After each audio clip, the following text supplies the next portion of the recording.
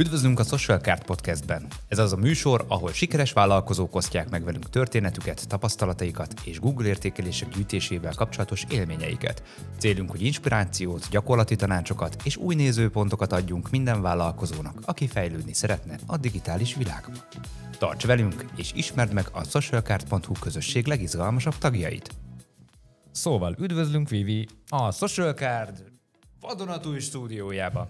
Sziasztok, köszönjük a meghívást. Mutasd be kérlek a vállalkozásodat, ami a Dr. Burger a Balzak utcában.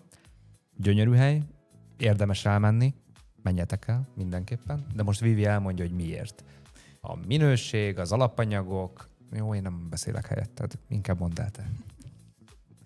Sziasztok, Vivian vagyok, a Dr. Burger tulajdonosa.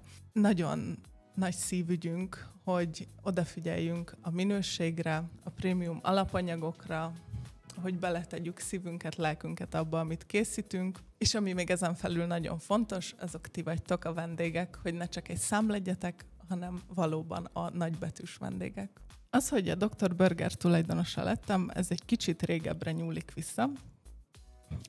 Még mikor a Dr. Barbecue volt Soroksáron, én velük kezdtem el együtt dolgozni. És ebből a munkakapcsolatból kialakult egy barátság. És arra jutottunk, hogy az élet minden területén tudunk együtt működni, együtt dolgozni. És jött a lehetőség, hogy amikor megnyitották a társaink a Dr. Burgert a Balzak utcában, hogy átvehetjük tőlük, mint franchise. Tehát akkor a ti üzletetek az franchise rendszerben működik. Így van. Ennek, hogy érzed, van valami előnye, hátránya?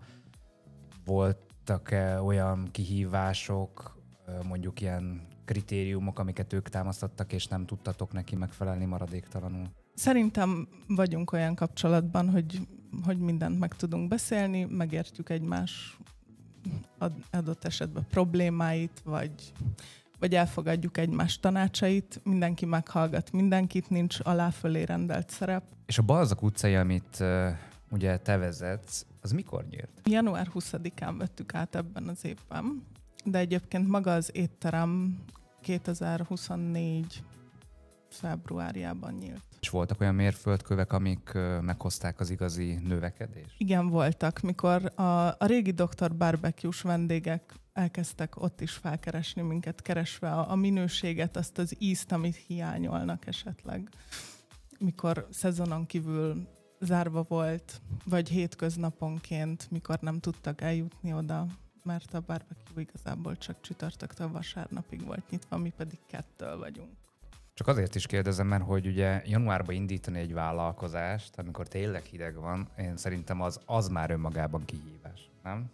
Vagy nem éreztétek így, hogy így lehet, hogy el kellene tolni ilyen tavaszra, és akkor nyára úgy beindulgatna? Én azt gondolom, hogyha olyan terméket adsz, ami, hát most ez nagyképűen fog hangzani, de utánozhatatlan, mert saját kezünkkel, szívünkkel, lelkünkkel készítjük, akkor az nincs időhöz kötve, hogy mikor fogadják el az emberek, vagy mikor mehet jobban. Ha már erre is kitérhetünk, hogy mesélnél a termékeitekről, az ételeitekről, hogy milyen alapanyagokat használtok,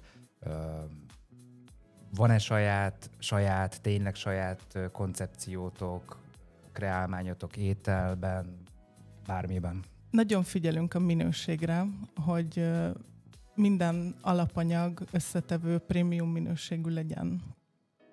A saját receptúra alapján készítünk szószokat, saját receptúra alapján készítjük a húst, például a fűszerezését. Nem csak ilyen érzéssel, hanem annak megvan az adott arányai, Igen. Akár egy fűszerezésnek, hogyha azt veszem. Angus hússal dolgozunk, ami fontos, hogy nem ilyen... Tehát akkor nem mondjuk ez a smashy féle megoldás, hanem tényleg Angus. Szaftos, 150 g minden burgerbe, lehet duplázni, ha bevállalós vagy. Nem akartunk egy tömegcikk lenni. még egy plusz burgerező. Mi külön ki akartunk tűnni a tömegből. Pont ide kapcsolódik a következő kérdésem, hogy ebben a nehéz piaci helyzetben is rengeteg burgerező nyílik. Most teljesen mindegy, hogy smashy, vagy alapburgerező, vagy bár, vagy büfé jellegű, teljesen mindegy, ugye a belváros tele van vele, ezt ugye mindenki látja. Miben különböztök mondjuk a konkurenciától? Tehát, hogy mi az, amiben többet tudtok ti adni, mint mondjuk 2 utcával feljebb, vagy sőt, már lassan már 1 utcát se kell sétálni, mert tényleg mindenki nyitogatja ezeket a hamburgerezőket, vagy bármilyen kis ilyen büfészerű dolgokat. Szóval miben különböztek mondjuk a konkurenciától? Szerintem az nagyon sokat számít, hogy nálunk a vendég nem egy rendelésszám, hanem ő tényleg a vendég. Mikor bejön, mosolyog, visszamosolygunk, és van, akinél már tudom, hogy na, egy Blackiért jöttél, hogy szebb legyen a napod, mert van ilyen vendég is, hogy csak azért eszik mondjuk meg adott esetben egy Blackit, hogy jól induljon a napja. Sok visszatérő vendégetek van. Igen. Ez csak egy kérdés, most így játszadozom a gondolattal. Valamilyen úton, módon, hogyha tényleg van visszajáró vendégetek, akkor őket jutalmazzátok valamilyen módon? Mondjuk egy kis üdítőcske, bármi, akármi? Még egyelőre nem, de tervben van egy hűségkártyás program. Ez tervben van, ugye ezt is összebeszéljük a Zsófiékkal, Dokiékkal, hogy nézzen ki, mi alapján legyen az megtervezve, vagy megcsinálva. Pont ide kapcsolódik a következő kérdés. Tehát, hogy akkor így az anyavállalattal ti tök jól le tudjátok egyeztetni, mondjuk, hogyha van egy bármilyen fejlesztési ötletetek, pici kinézetbeli változtatás, bármi. Tehát akkor ezeket így meg tudjátok beszélni, át is tudjátok tolni akár. Igen. Na, ez tök jó, mert egyébként én multi vállalatnál dolgoztam, ott például áttolni franchise lehetetlen küldetés. Tehát lehetetlen bármi nemű arculatot megmódosítani, még javaslatot sem fogadtak be. Nekünk abból könnyebb és szerencsésebb a helyzetünk, hogy ugye ez itt köztünk, ez egy barátság, meg még kicsibe. Egyelőre még kicsibe csináljuk ezt, de tervek szerint majd ez is nagyobb lesz. Visszatérő vendégek kontra új vendégek. De mennyire foglalkozol az ügyfél visszajelzésekkel? Teljesen mindegy, hogy visszatérő, nyilván ő látod, hogy ő visszatér, és ő akár értékelést ad le, vagy valamilyen módon honorálja a ti szorgalmatokat, a finom ételeiteket, bármi. Én rengetegszer futottam lukra azzal, hogy elmentünk a családdal egy bármilyen étterembe, tök mindegy hamburgerező, bárhova, elmentem, és konkrétan olyan rossz volt a minőség, az étel, a minden, hogy utána láttam a Google értékelésekben, hogy ilyen 2-3, el kellett volna olvasnom. Mennyire számít a visszajelzés számodra a te vállalkozásodba? Hogy mondjuk, ha új vendég jön és elégedett, szívesen kérsz tőle értékelést? Persze. Nagyon nagy jelentősége van a visszajelzéseknek. Szerintem már, mondhatom azt, hogy nincs olyan ember, aki úgy indulna meg, rajtad kívül, hogy ne nézné meg a Google értékeléseket. Hát igen, és én, mint mondtam, sokszor átsiklottam el fölött, pedig azért kellett volna. Milyen értékeléssel rendelkeztek egyébként most? Ha jól emlékszem, 4,7. Szóval, akkor 4,7-es az átlag Google értékelésetek. Ez hány értékelésből jött össze? 228-ból. Hát akkor nem lezsáltok. Milyen termékeinket is használjátok? Tábla vagy kártya? Táblát használtok. Mi a tapasztalatotok az értékelésgyűjtésnek a folyamatáról? Gondolok itt arra.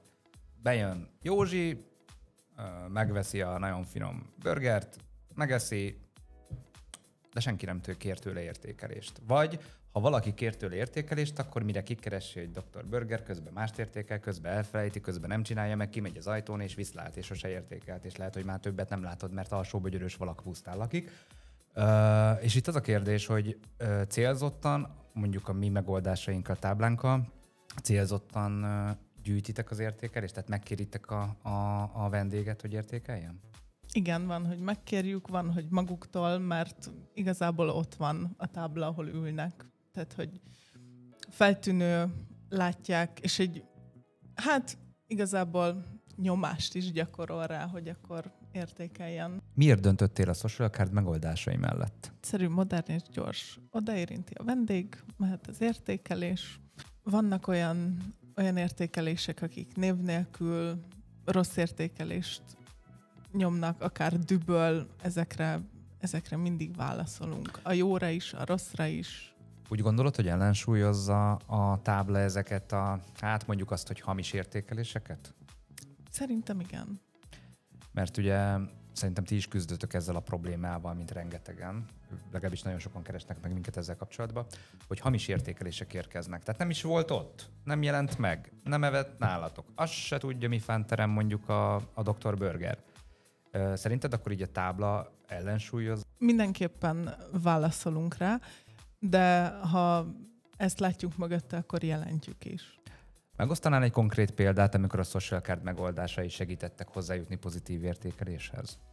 Igen, erre van egy nagyon jó példánk. Egy idős vendégünk, akinek mi vagyunk a kedvenc helyem. Ő elmesélte, hogy ódákat zeng rólunk minden ismerősének, és megkértük rá, hogy esetleg egy értékeléssel hozzájárulna a fejlődésünkhöz. Hány éves ez a hölgy, úr? Úr, 70 év körül. 70 év körül. Oké, és sikerült rábírni az értékelést? Igen, segítettünk neki, hogyan kell, megmutattuk neki, hogy milyen egyszerűen lehet használni a social cardot, és teljesen le volt döbbenve, hogy hát ha ez ilyen egyszerű, akkor miért nem használja mindenki. Igen, ez tök jó. És volt okostelefonja, minden, volt. NFC-s volt. Volt. Döbbenet. Ez egy igazán jó példa volt. Kövessétek! Milyen tanácsot adnál olyan vállalkozóknak, akik most fognak bele a Google értékelés gyűjtésbe? Az a tapasztalatunk, hogy rengetegen erre nem fektetnek hangsúlyt. Tehát, hogy én annyiszor élek meg egyébként pozitív példákat, de szerintem te is, hogy elmész egy helyre, és nincs értékelésgyűjtő oldala, nem is csinált, nem is foglalkozik vele, tehát így nem transzparens az emberek számára. Nem tudják, hogy van. Van nekik valamilyen tanácsod? Hogy mindenképp kezdjék el a Google értékeléseket gyűjteni, mert szerintem a mai világban már nem lehet anélkül lenni. De pont ezt mondom én is, igen, amit a podcast elején is elkezdtünk beszélni, hogy én nem egyszer lékre futottam. Tehát, hogy elmegyek, és bár megnéztem volna az értékeléseket. De mondom, olyan cuki helyek vannak bent a belváros szívében, nem gyűjtik az értékeléseket, tök kedvenc helyeim, és nincs fent a Google-ön. Nem látható, de még weboldala sincs. Tehát, hogy én szerintem most az online térben egy vállalkozásnak, a weboldalon kívül természetesen, ez az egyik legfontosabb kritériuma, hogy legyen Google értékelés gyűjtő oldala. Tehát akkor kimondhatjuk azt, hogy nem ciki értékelés gyűjteni. Nem, egyáltalán nem. Érzed ezt ilyen kéregetésnek? Jaj, ne haragudjon, adna egy értékelést? Nem. Nem? Nem érzem kéregetésnek. Hogy kérsz értékelést? Na, mutassuk meg, hogy kérsz értékelést valahol? Hogy kérsz tőlem? Nagyon finom volt a burgeretek, 5 csillag plusz 1. Kérlek. Léci. Nem így szoktam. Alapvetően ugye mi egy büfé jellegként üzemelünk, tehát ha megetted az ételedet, van kis kuka, szépen kihelyezve, ami a kassa előtt van, ahol én állok és mosolygok rád, és megkérdezem, hogy minden rendben volt. És akkor erre te azt mondod, ugye, ami a szíveden van, jó esetben, nem hazudsz nekem. És ha arra jutunk, hogy minden rendben volt, ízlett az étel, megkérdezlek, hogy esetleg, ha szánnál rá egy pár másodpercet, adnál egy Google értékelést? És megmutatom a social cardot, hogy hol lehet QR kódot olvasni, vagy esetleg érinteni, és ha jó fej vagy, adsz nekem egy értékelést. Akkor úgy látod, hogy az emberek tudnak azonosulni ezzel a kicsit digitalizált világgal, mert ugye az idős bácsit elmondtad, hogy ő 70 évesen, persze megmutattátok neki, hogy milyen egyszerű, de akkor a fiatalokat így könnyű rávenni, meg nagyjából csak odaérinti, vagy beolvassa a QR kódot, és ennyi. A fiatalok csak a digitális világban élnek mostanában. Tehát, hogy ők meg pont a másik fele, hogy velük szenvedni kell, hogy egy pár szót tudjunk váltani. Ez annyira felpörkött a világ? Igen. Nagyon. Hát ez szomorú. Nem kontaktus sem keresik, nem... Már az a furcsa, amikor valaki kedveset mond. Sok Igen. esetben egyébként. Tehát tényleg csak menjetek el mondjuk tankolni, és ott is látod azt a távolságtartást. Nem gondolnám, hogy ez a Covid miatt alakult ki egyébként, hanem ez így önmagában ilyenek lettünk. Szerintem. Vagy nem tudom. Erre megy a világ. Mindenki csak úgy utazik, hogy a telefonban van belebújva, mindenki úgy van otthon, akár sajnos, hogy a telefonban van belebújva. A telefon nélkül nem megy senki sehova, egy lépés sem. Pont ezért fontos a Google értékelés. Vivi, vegyük át a Google értékeléseknek az értékét. Csillagos, szöveges és képes. Mi a protokoll nálatok? Hogy látod, hogy a vendégek azok milyen módon adják le? Valaki csak egy 5 csillagot, vagy egy 4 csillagot, vagy szövegesen is értékel, vagy képesen is. Én azt vettem észre, hogy ez nagyon változó. Van az a réteg, akivel el lehet beszélgetni, fiatal, középkorú, idős, teljesen mindegy. Ők hajlanak arra, hogy képet csatolnak hozzá, szöveget írnak, akár rólam, akár az ételről, akár az élményről, hogy ott voltak nálunk. Meg van az a réteg, aki csak úgy gyorsan nyom egy 5 csillagot, vagy akármennyi csillagot, amennyit gondol, és már megy is útjára. Tehát akkor mondhatjuk azt, hogy ez egy teljesen vegyes dolog. Nagyon Igen. Vegyes. Csak azért kérdeztem, mert ezt viszonylag kevesen tudják, még a vállalkozói körökben is, hogy minden értékelés egy szignál. Ugye pont ebből a 3 dologból tevődik össze, ugye csillag, szöveg és kép. Nevezzük pontoknak, tehát mondjuk a csillagos értékelés 1 pont, a szöveges értékelés még 1 pont, és akkor a képes értékelés az 3 pont. És akkor így a Google ezt szignáloknak veszi, és sokkal több pontot ad rá, és organikusan előrébb tud sorolni a rendszerben, a Google rendszerében. Tehát ergo organikusan, viszonylag ingyen fel tudsz lépni a ranglétrán. Nincs az a pénz, amit ne lehetne Google Ads hirdetésekre elkölteni. Hirdettek egyébként Google-ben? Nem. Akkor ami beérkező forgalom van, az mondhatjuk azt, hogy full organikus. Igen. Akkor ez nagyjából köszönhető is a Google értékeléseknek, szerintem. Ez tök jó. Az imént csak azért vetettem fel a szöveges, képes, csillagos értékeléseket, illetve a jutalmazási rendszert, hogy mondjuk kap egy limcsit, vagy valami kis ajándékot, mert akkor így ki tudnátok csikarni jobb értékeléseket, mármint hogy csillagosat, szövegeset, stb., mert úgy még gyorsabban feljöttök a ranglétrán. És akár dolgoztam együtt olyan étteremmel, aki a megoldásainknak köszönhetően olyan gyorsan feljött. Tehát 3 hónapon belül abban a zónában, az második kerületi zónában ő vezetett. Nem volt Google Ads kampány, semmi. Nem költött hirdetésekre, semmire. Abban a zónában ő volt az első. Ő mondjuk furi volt, mert ő erőszakkal vette el az értékelést. Tehát addig innen nem mész ki, amíg nem adsz le egy Google értékelést. De adott ajándékot egyébként. Volt olyan, hogy tiramisút adott, volt olyan, hogy egy limonádét, és így tovább, és így tovább. Hogyha valaki látta, hogy nem nagyon akar értékelést leadni. Hát mi ezt az erőszakvonalat, ezt nem valószínű, hogy nem. Ezt érezni rajtad, hogy odaadóan és szeretettel csinálod azt, amit csinálsz, és ez nagyon kevés. Most tényleg nem mondok konkurenciátokat, belvárosban lakom, rengeteg helyen megfordulok, mint ahogy mondtam. Én ezt az unott embertömeget, akik ott dolgoznak, meg csinálják, meg stb., ezt így nagyon nehéz. Nagyon nehéz nekem így lenyelni. Tehát, hogyha valamit csinálok, akkor a szívvel, lélekkel csinálom. Ne csak azért, hogy legyen egy munkám, ne csak azért, hogy valamit csináljak, hanem akkor szeretetből csinálom azt, amit csinálom. És ez tök jó látni, hogy ez nem halt ki. Nem. És szerintem ezt máshogy nem is lehet. Megváltoznál, hogyha globálisabb lenne a vállalkozásotok? Oké. 2027. Január 10-e. 16 boltotok van. Van egy olyan oldalam, aki mind a 16 boltban ott szeretne lenni. És azzal az odaadással, ahogy az első burgeremet megcsináltam, úgy csinálni az 1226-at is. Ez valahol jó, valahol rossz. Mert így mondjuk, ha bejön hozzánk egy új belépő, mint alkalmazott, így őt se biztos, hogy elsőre hagyom kibontakozni. Nem azért, mert önző vagyok, és csak én tudom, és csak én csinálom jól, hanem mert én azzal a szívvel, lélekkel és szeretettel készítem el, amit mondjuk elsőre nem biztos, hogy látok egy másik emberen, aki odajön mellém, vagy hozzám dolgozni.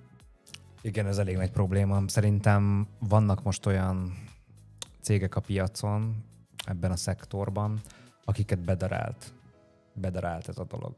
Egy kicsit, ami volt lélek, az volt, és egy picit így eltűnt. És így bement így a globalizáció felé. Bedurrantották a rakétákat, özöllenek be a milliók, milliárdok, és közben pedig elfelejtettünk embernek lenni. Ez borzasztó. És az, hogy másból megbíz, az, hogy tényleg odafigyelj egy vendégre. Én szeretem, ha odafigyelnek rám. Tehát én nem is megyek be olyan helyre. Tehát Mekibe is már csak azért nem járok, mert konkrétan rám sem néz az ember. Hanem hozzám dobja a Meki zacskót, és ennyi. Tehát ennyi kommunikáció van. Kipusztul a világ, de tényleg.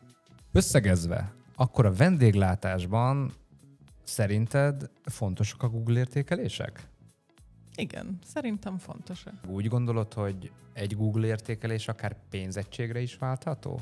Nekünk az a megfigyelésünk, meg a megállapításunk, és ez már tény egyébként, csak hogy te erről hogy vélekedsz, hogy 5 csillagos Google értékelés egyenlő bevétel. Mert lehet, hogy pont azért, hogy te is mondtál, hogy 60 kilométerről pont azért jön oda a vendég, hogy mert látta a Google értékeléseket. Én azt gondolom, hogy ez a mostani Google értékelés, ez úgy működik, mint régen, mondjuk a szájról szájra. Hogy elkezdte Marika néni, megtudta Józsi bácsi, stb. És most már, hogy kihal a kommunikáció és a lelkünk lassan, így ezt felváltja a Google. Mert ránézzünk a telefonunkra, megkeresünk egy adott helyet, és látjuk, hogy ugyanúgy Marika néni, Józsi és Marcika imádják ezt a helyet, akkor elmegyek, és én is kipróbálom. Evezzünk komolyabb vizekre.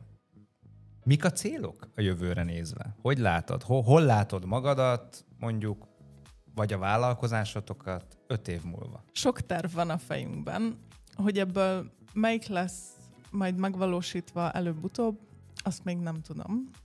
De vannak olyan terveink, hogy bővülünk, hogy nagyobbak leszünk, hogy kicsit szélesebb lesz a portfóliónk. Gondolok itt most ugye olyanokra, hogy adott esetben egy csapolt sör, vagy egy olyan beülős hely, ahol lehet meccset nézni. Az azért az ütne. Az már több vendég befogadására is alkalmas. Gondolkodtunk futrákos megoldásban is, de ezek igen, még a jövő. Igen, ez lett volna, ez az, amit kerestem, ezt a kérdést, hogy nem terveztetek futrákot, fesztiválozni, kimenni ide-oda, szórni a szeretetet mindenfelé, meg a burgereket? De, ezek mind tervben vannak. Akkor mindenképpen csörögérem, mert akkor én ott leszek, kimegyek, ha lesz megint Belfast, mert kicsit azt is elkaszálták, így tudjátok, melyik a Belfast a 5. kerületben a Szabadságtéren. Nem? Nem voltál még kint? Én nem vagyok. Tök jó fellépők szoktak lenni, érdemes. Rengeteg hamburgeres foodtruck van kint, tehát ilyen tényleg. Ott szúrtam ki egyébként az egyik burgeresnél a termékeinket, akik használják, és ott a enyhén illuminált állapotban lévő emberek is adják az értékeléseket, és akkor ezt így tök jó volt látni, hogy így tolják. Úgyhogy én a foodtruckra vevő vagyok, én ott vagyok a kisfiammal, a feleségemmel, megyünk, és akkor toljuk a hamburgert, mint az állat. Jó, mindenképp szólok. Üzensz azoknak, akik még nem használják a Google értékelésekben rejlő lehetőségeket. Akik nem kezdték el tegnap, kezdjék el ma. Írják be a keresőbe, hogy socialcard.hu, és keressenek értékelésgyűjtő megoldásokat. És ha valaki Yahoo-t használ? Ők is. Vivi, fontos kérdés. Tudnál mondani olyan ételt, amire igazán büszkék vagytok, ever best? Nem csak mondani, de mutatni is, mert hoztam nektek. Komolyan? És akkor itt majd ilyen varázsütés lesz. Na, hát akkor figyelj, Laci, mit szólnál hozzá, hogyha tesztelnénk ezt a Guru Burger, ugye? Vagy burger. Várjál, hogy nevezik ezeket a videókat? Hoztam egy kést. Unboxing. Unboxing ASMR. Igen, A figyelj. Dr. Burger jó voltából. Köszönjük, hogy minket választotta. Egyébként, most csak így kezdjük erről, szerintem tök jól néz ki a csomagolása. Ez nagyon jó. És amit kóstolni fogunk, az pedig nem más, mint a Guru Burger, vagy burger. Egészen pontosan így néz ki. Látja Egy zacskót kamera. látunk. Na, én azt mondom neked, hogy akkor felezzük el, Laci, mit szólsz? Mindenképpen. Hoztam egy kést. Ó, az igen! Figyeljetek! Buci nekem nagyon tetszik. A buci az házi buci egyébként? Házi buciról van szó. Nézem, milyen szép. Gyönyörű. Összehasonlítva szerintem a többivel, ami nekem más benne, így látványra mondom csak, hogy olyan fényes buci, vastagabb, viszont szerintem vajas lesz ez. Szerintem vajas buci, Az biztos, és sötétebb, mint a többi. És nincsen rajta szezámmag, ez még esetleg egy fontos dolog lehet. Hogyha valaki nem szereti a szezámmagot, szerintem sokat nem rak hozzá. Nézzük meg gyorsan, mi van benne. Figyelj! Szerintem ez egy húsos, békönös, sajtos, és hagymalekvár van benne. Karamellizált barbecue-s hagymalekvár, ahogy így látom. Alul a talpánál saláta, talán, és chipotle majonéz. Köszönjük szépen közbe itt a sugásokat. Édes sós pikáns. Szeretnék kérni még egy tányért ott valahol, hogyha látok a szekrénynél. Köszönöm szépen. És akkor közben én fölvágom. Nekem bejelenteni való, köszönöm. Bejelenteni való, vegán vagyok. Tessék. A nővérem most átkoz, mert ő 100% vegán. Na, ki Akkor az első nézd meg. harapás? Hát szerintem kezdjük. Vagy így te mondj, mi az, félbevágva. amit látsz egyébként? Így első blikre.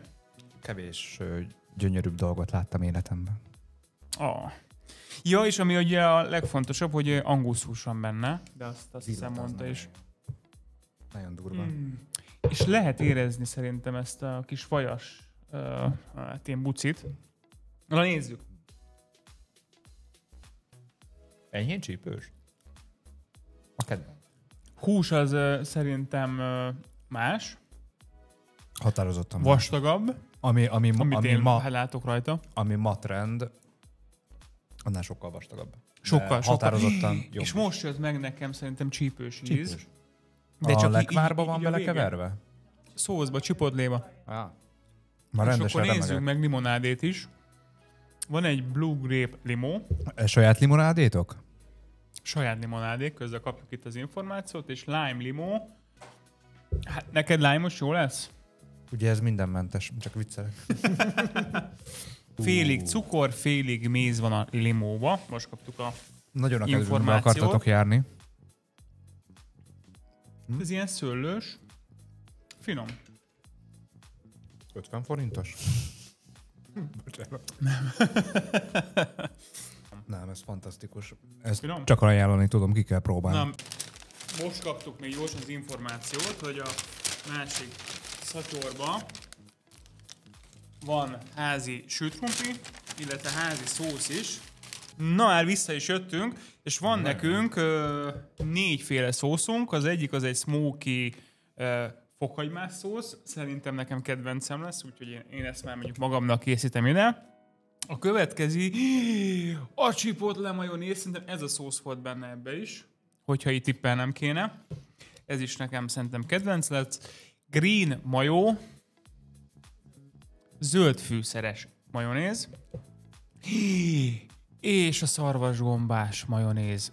Próbáljuk ki Így a a csipot. kedvencem lesz. Smoky garlic, az a fokhagymás. És ez nem az a kamu, hanem ez valódi. A zöld fűszereset. Persze, nyugodtan. Zöld fűszerebe hagyma van szerintem, ugye? Mindenféle zöld fűszer. Chipotlés. Na nézzük. Nézzük a chipotléset. Már eltelt egy idő, de a krumpli az még mindig nagyon finom. Tehát a Csípős. Füstös. Jó, hát nekem kedvencem lesz a hely. Kóstoltad a zöld fűszerest? Még nem. Nagyon durva. Finom. Nagyon Jó. durva. És akkor jöjjön az egyik kedvencem szerintem, az a fokhagymás. Hát ez durva. Nem, nagyon jó. És akkor jöjjön szerintem a legmenőbb, meg ami mondjuk különleges, mert a deszenya vagy füstös szarvasgombás. Kié az első helyen, vagyis hogy kinyerte az első helyet a szószok közül szerinted? Ebből a szószból Nagyon szerintem különleges. máshol nincsen, szóval különleges. Viszont ez nem biztos, hogy az a szósz, amit így mindig ennék, attól függetlenül, hogy finom. Úgyhogy én első helyre, figyelj, nekem kedvencem egyébként fokhagymás szósz. Szóval, hogy hát Mekibe is mindig ezt szoktam Tudom. hát választani. Jó, megkóstolom még egyszer már. Szerintem ez best of. Utána én mindenféleképpen beraknám a szarvasgombásat, ez biztos. Utána a chipotlét, és aztán pedig a zöld Jó, fűszeres. akkor elmondom az én ranglistámat. Az én ranglistám az első helyen a chipotle. Második helyen pont azért, mert különleges, de tényleg rendkívül különleges íze van, az pedig a green mayo. Utána jön a fokhagymás, és utána a szarvasgombás. Az És utolsó ez helyen. miért? Eléggé ódivatú ember vagyok, és nem szeretem a nagyon-nagyon új ízeket, és a gomba nem tartozik a kedvenceim közé sajnos. Meg én azt figyeltem még meg, hogy mint hogyha lenne rajta valami fűszer, nem? Vagy hogy nem. Nem. Ez házi burgonya? Ez házi burgonya. Ez héjas burgonya. Héjas burgonya. Hát csak só van rajta. De nincs is. De finom. De nincs elsózva. Pont ez a jó. Nincs elsózva, nem mű. Nézzük meg még egyszer ezt a szarvasgombásat. Nagyon különleges íze van egyébként. Hát nem markáns, szóval jó. Hát köszönjük szépen.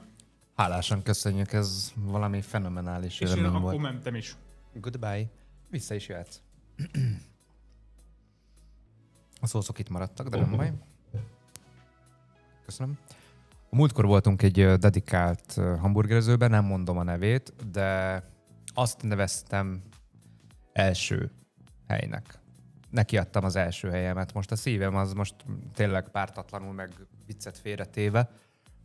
A tiétek viszi most a prímet. Tehát így hidegem, hogy tényleg hideg volt a krumpli is minden, és még, mert melegen hoztátok, csak hogy javítsunk a helyzeten. Full meleg volt az egész, csak hát még nem voltunk ilyesek, izgatottak voltunk, podcast első, neki is az első, én nekem is ez mindenkinek az első, és ez ilyenkor mindig olyan várakozásokkal teli pillanatok. Hidegen is nagyon finom volt. Nem esett össze, nem szakadt szét. Úgyhogy a családdal találkozunk a Dr. Burgerbe. Úgyhogy megyünk hozzátok mindenképpen. Akkor éreztétek a Dr. Burger élményt. Meg ez. Tényleg nagyon jó. Egészséget. Tényleg. Én, aki kólán nevelkedtem. Nem, tényleg nagyon jó. Szóval, végszóként az újonnan indult vállalkozásoknak mit tanácsolnál? Mert hogy a mellékelt ábra szerinti elég jól csináljátok, amit csináltok, és ez tökre inspiráló. Tehát mindaz, amit belefektettetek energiát, szeretetet, sírást, vért, verítéket, mindent, az most itt van, az asztalon. Azt tanácsolom nekik, hogy adják bele szívüket, lelküket, jelenjenek meg a Google-on, gyűjtsék az értékeléseket, és keressenek social card megoldásokat. Köszönjük szépen. Én is köszönöm. Szóval találkozunk a Dr. Burgerbe, nektek is ott van a helyetek, ez szinte biztos. A mellékelt ábra is mutatja, hogy még mindig nem akarod befejezni az evést? Azt a plusz hamburgert amúgy csak úgy nekem hoztad dedikáltan. Alá is írta a Vivi. Amúgy. Na mindegy. Találkozunk ott. 13. kerület. Balzak utca 44. Nagyon szépen köszönjük Vivinek, hogy eljött, meg ajándékozott minket mindenféle finomsággal. Nagyon-nagyon sok sikert kívánok. Egy igazi élmény volt ez a podcast. Azért is, mert mint mondtam, az első volt nekünk is, neked is. Szerintem tök jól lehoztuk ezt a dolgot, úgyhogy én a továbbiakban sok sikert kívánok, kapcsolatot tartjuk mindenképpen. Nagyon szépen köszönjük a meghívást, mi is további sok sikert kívánunk, sok vendéget nektek, és várunk szeretettel a Dr. Burgerben. Köszönjük szépen! Köszönjük, hogy velünk tartottál a Social Card Podcast adásában. Reméljük, hogy vendégünk történetei, tapasztalatai és tanácsai inspirációt adtak számodra is. Ha tetszett a beszélgetés, oszd meg másokkal is, hogy minél többen profitálhassanak a Google értékelések és a digitalizáció előnyeiből. Találkozunk a következő adásban, ahol újabb sikeres vállalkozókkal beszélgettünk a fejlődésről, innovációról és a Social Card közösség erejéről. Sziasztok! A Social Card vállalkozásod mellett áll. Mindig.